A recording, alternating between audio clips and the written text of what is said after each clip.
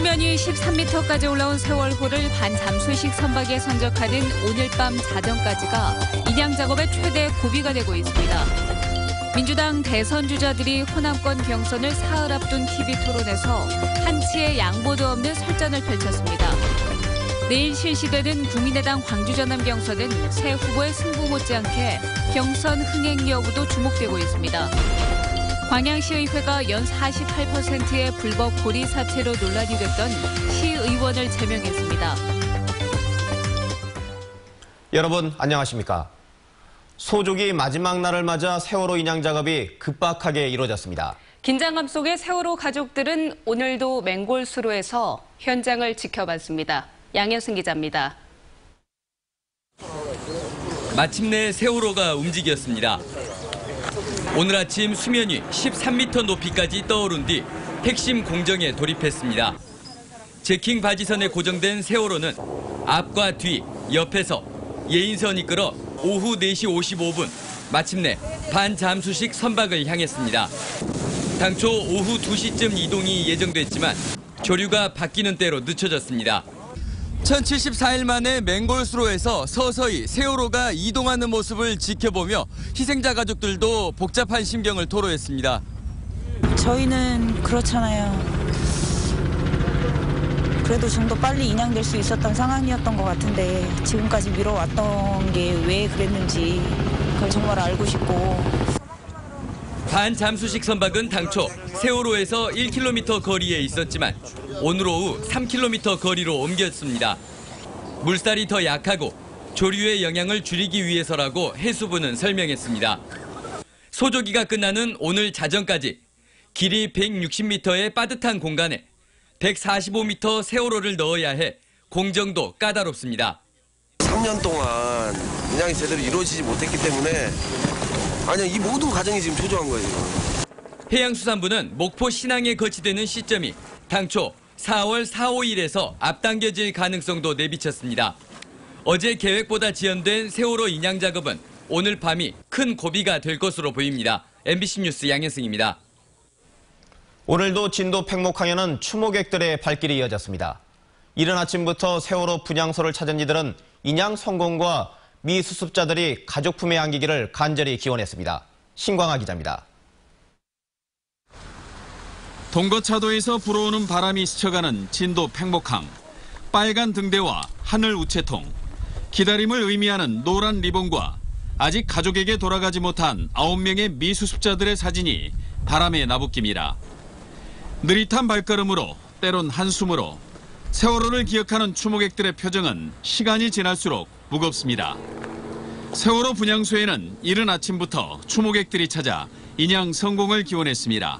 마치 이제 세월호 배가 지금 어느 정도 올라가고 이제 1m 남겨놓고 또 이제 잘 인양돼가지고 남은 9명 실종자 가족들 잘 찾길 바라는 마음에서 세월호 안에 아직 남은 사람들 잘 왔으면 좋겠어요. 바닷가 도로는 전국에서 몰린 취재진으로 가득 찼고 자원봉사자들이 나와 추모객들을 지원하고 있습니다. 이 사태를 봤을 때는 이 정부가 없다고 봐지죠. 초창기 대응만 좀만 잘했으면은 그 3년이나 긴 세월도 안 기다려서 될 수 있었고. 공식 명칭은 진도항이지만 가족을 잃은 슬픔의 항구로 전 세계에 알려진 팽목항. 3년 만에 세월호 선체 인양과 미수습자 발견 소식을 기다리며 깊은 침묵을 지키고 있습니다. MBC 뉴스 신광하입니다. 세월호 인양은 반가운 일이지만 동거차도민들은 소가리를 하고 있습니다. 기름띠가 확산되면서 어장 피해가 속출하는 등 3년 전 악몽이 다시 떠오르고 있습니다. 김진성 기자입니다. 세월호 인양 현장 주변 해역, 황갈색의 기름띠가 여기저기서 발견됩니다. 기름 유출 소식에 새벽부터 어선을 몰고 나와 현장을 확인한 어민들은 차마 말을 잇지 못했습니다. 바보시 지금 미역에가 붙으면은 이거 냄새가 나겠는가 안 나겠는가 지금 채취하는 그 멋인데. 지금 딱 세월호 선체 아래에 보이는 노란 띠를 비롯해서 방제를 위한 장치는 일부 마련됐지만 유출되는 양을 막기에는 역부족이었습니다. 동거차도는 60여 세대가 사는 소규모 어촌. 주민 대부분이 멸치잡이와 미역 양식으로 생계를 유지하고 있다 보니 수확철 바다로 흘러든 기름은 치명적입니다. 3년 전 참사 당시에도 기름이 양식장을 덮쳐 생업이 끊겼고 대부분 보상조차 제대로 받지 못했습니다. 어민들 지금 굉장히 걱정이 심할 것 같아요. 그리고 지난번에도 그 어민들 피해 관련해 가지고 정부가 뚜렷하게 어떤 정리해 준 게 없기 때문에. 지난 2015년 10월 인양시 기름 유출을 막기 위해 세월호 잔존류를 모두 제거했다고 밝혔던 해양수산부. 그러나 당시 접근이 불가능한 곳으로 분류된 잔존류만 50kl, 250드럼 가까운 기름이 아직 세월호에 남아 있습니다. 눈물밖에 안 나오네. 어떻게 할 줄 예전에 2014년도 세월호 첫 했을 때 그때 별과는 다를 것 없이 그렇게 많은 기름이. 인양 업체 측은 동거차도를 찾아 주민들에게 머리 숙여 사과했습니다. 생업을 망치고도 자식 잃은 부모들 앞에 숨죽여 버텨온 동거차도 주민들. 현실적 지원 대책이 절실한 상황입니다. MBC 뉴스 김진선입니다. 내일부터 시작되는 호남권 ARS 투표를 앞두고 민주당의 대선 주자들이 광주에서 격돌했습니다. 오늘 광주 MBC에서 진행된 생방송 TV 토론에서 4명의 후보들은 작정한 듯 설전을 벌였습니다. 김철은 기자입니다. 이재명, 최성, 문재인, 안희정 후보가 7번째 TV 토론을 호남에서 가졌습니다. 이재명, 안희정 후보는 기회가 주어질 때마다 문재인 후보를 공격했습니다. 이재명 후보는 광주 전남의 반문 정서를 자극하는 질문을 던졌고 부산 대통령 얘기가 또 나와서 많은 분들이 실망하고 있습니다. 특히 이 호남 총리 얘기는 이제 부산 대통령하고 묘하게 이렇게 매치가 되면서 마치 뭘 던져주는 것 같은 느낌이 든다는 거죠. 안희정 후보는 민주당 분열의 책임을 져야 하지 않냐고 공격했습니다. 호남만 90% 문 후보 지지해 주셨습니다. 호남만 노란색으로 고립된 섬이 됐습니다.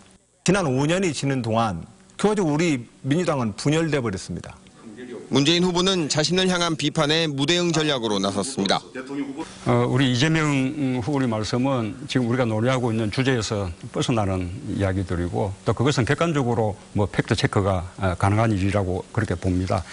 저는 다시 좀 이 주제에 집중해서 경선 열기가 뜨거워지면서 후보와 캠프끼리 벌이는 날선 신경전이 토론회에서도 그대로 재현되었습니다. 문 후보님이 진영으로부터 배렸네 거의 그 수준으로 공격을 당합니다. 그리고 문 후보님은 거기에 대해서 그냥 침묵으로 그냥 좋은 말씀만 하고 계십니다. 그런 리더십 가지고 정말로 정치인의 책임성이라고 하는 게 있는데 과거에 호남이 어떻게 하면 출마하지 않겠다 이런 말씀하셨는데 지금도 여전히 유효한 말씀인지 좀 알고 싶고요. 안희정 후보님은 전남 공약을 지금 찾을 수가 없어요. 그 전에는 구체적인 공약보다 가치와 철학을 가진 후보를 뽑아야 된다 이렇게 이제 해서 공약 발표를 하지 않았었는데 지역 공약과 관련해 후보들은 지역 경제를 살리고 호남 차별을 철폐하겠다고 한 목소리로 약속했습니다. 이재명 후보는 지역 화폐를 풀어 호남 경제를 살리겠다고 약속했고 문재인 후보는 5.18 정신의 헌법 전문 수록, 안희정 후보는 시도지사 국무회의를 통한 지역 균형 발전을 약속했습니다. MBC 뉴스 김철원입니다. 국민의당은 내일 광주 전남에서 첫 경선을 치릅니다. 사실상 최대 승부처지만 선거인단을 모집하지 않는 현장 투표 방식이어서 변수가 적지 않습니다. 윤구수 기자입니다. 국민의당의 첫 순회 경선 지역은 최대 지지 기반인 광주와 전남, 그리고 제주도입니다. 광주 5곳과 전남 23곳 등 30개 투표소에서 오전 9시부터 오후 6시까지 투표가 이루어집니다. 개표는 각 투표소에서 하지만 결과는 거점 투표소인 김대중 컨벤션 센터에서 저녁 8시쯤에 공개될 예정입니다. 초반 판세를 결정지는 것은 물론 사실상의 결승전으로 꼽히는 만큼 광주의 이목이 쏠릴 수밖에 없습니다. 국민의당은 투표권이 있는 19세 이상 국민이면 거주지와 상관없이 누구나 경선에 참여할 수 있다며 투표 참여를 기대하고 있습니다. 호남 지역에서만 약 5만 명 정도 참석하지 않을까 이렇게 저희들이 예상을 하고 있습니다. 하지만 선거인단을 따로 모집하지 않았기 때문에 경선에 얼마나 참여할지 짐작조차 하기 어렵습니다. 시군구별로 한개꼴인 투표소를 일부러 찾아가야 하는 데다 비가 내리는 날씨가 발목을 잡을 수도 있습니다. 투표 참여자가 적으면 조직을 동원하는 후보가 상대적으로 유리해진다는 점도 정당으로서는 큰 고민거리입니다. 대리투표, 중복투표 등 투표 부정을 막아야 한다는 숙제도 있습니다. 합법적이고 안전하게 갈 수 있도록 노력하고 협력해 줄 것을 거듭 부탁드립니다. 새 후보들의 승부는 물론 국민의당의 경선 흥행 여부가 시험대에 오른 가운데 민주당도 내일부터 호남권 ARS 투표를 시작합니다. MBC 뉴스 윤건수입니다. 광주 대형병원 리베이트 연루 의혹을 받고 있는 경찰 총경이 구속됐습니다. 광주지법은 수사 편의를 제공하는 대가로 의약품 도매업자로부터 지난해 8월부터 3차례에 걸쳐 960만 원 상당의 뇌물을 받은 혐의를 받고 있는 서모 총경에 대해 도주 및 증거인멸의 우려가 있다는 이유로 구속영장을 발부했습니다. 서 총경은 당시 광주경찰청에서 수사과장을 맡고 있었으며 검찰에 앞서 수사를 진행했던 경찰은 서 총경을 무혐의 처분한 바 있습니다.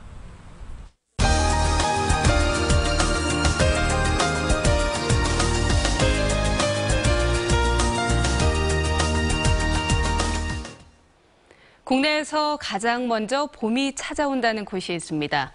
새하얀 매화꽃과 섬진강의 아름다운 풍광이 어우러진 광양 매화마을로 안내합니다. 전라도 기행 김종태 기자입니다. 섬진강을 끼고 도는 50리길로 광양시 최북단에 위치한 다안면. 예로부터 영우남의 관문으로 국내에서 가장 먼저 봄이 찾아온다는 매화마을은 항상 관광객들로 만원입니다. 매화마을은 새하얀 눈이 덮인 듯 매화꽃이 남녘의 언덕을 아름답게 수놓습니다. 나뭇가지마다 단아한 꽃망울을 터뜨리며 그윽한 매화향을 대지 가득 내뿜습니다. 눈이 온 것 같기도 하고 기분도 되게 좋고요. 섬진강 바라보니까 이제 탁 트이는 기분이라서 기분 전환도 되고 되게 좋네요. 매화마을을 끼고 도는 푸르른 섬진강을 따라서는 테마길이 들어서 있습니다. 테마길은 폭 3m 규모의 도보 여행길로 곳곳에 자전거 길과 공원이 들어서 관광객들의 힐링 공간으로 손색이 없습니다. 자전거를 타다 보니까 이 섬진강을 오게 됐는데요. 탁 트인 조망이 참 좋았고 꽃들도 많고 볼거리가 참 많습니다. 매화마을에서 잠시 발길을 돌려 인근 느랭이골에 오르면 또 다른 풍광이 기다립니다. 웅장한 편백나무 숲과 테마정원은 도심 속 지친 심신을 달래주고 야외에서 색다른 글램핑을 즐길 수도 있습니다. 느랭이골은 밤이 되면 형형색색의 야간 조명과 함께 화려한 빛의 향연을 펼칩니다. 다안면에는 볼거리와 함께 먹거리도 풍부합니다. 섬진강에서 잡히는 맛 좋은 제첩과 참깨로 만든 계절 음식이 손님을 맞이합니다. 관광공사가 한국의 대표 관광지 100곳 가운데 하나로 선정한 광양시 다안면. 천혜의 자연 경관을 토대로 각종 볼거리와 먹거리가 가득한 아름다운 테마 관광지로 관광객들의 발길을 사로잡고 있습니다. MBC 뉴스 김종태입니다.